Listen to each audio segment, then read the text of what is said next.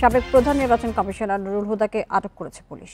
রোববার সন্ধ্যার দিকে উত্তরা পশ্চিম থানা পুলিশ তাকে আটক করে। উত্তরা বিভাগের উপকমিশনার মোহাম্মদ মহিদুল ইসলাম এই তথ্য নিশ্চিত করেছেন। তিনি জানান, কিছু লোক উত্তরা ৫ নম্বর সেক্টরের সাবেক সিইসির ভাড়া বাসা ঘেরাও করে তাকে হেনস্থা করে। পরে নিরাপত্তার জন্য পুলিশ পাঠিয়ে তাকে হেফাজতে নেওয়া হয়। সকালে প্রহসনে নির্বাচন করার অভিযোগে নুরুল হুদা সহ সাবেক ৩ প্রধান নির্বাচন কমিশনার সহ ২৪ জনের নাম উল্লেখ করে মামলার আবেদন করে বিএনপি। রাজধানীর শেরেবাংলা নগর থানায় এই আবেদন জমা দেন বিএনপির নির্বাহী কমিটির সদস্য মোহাম্মদ সালাউদ্দিন খান সহ ৫ সদস্যের প্রতিনিধি দল। এই তালিকায় রয়েছেন এ কে এম নুরুল হুদা।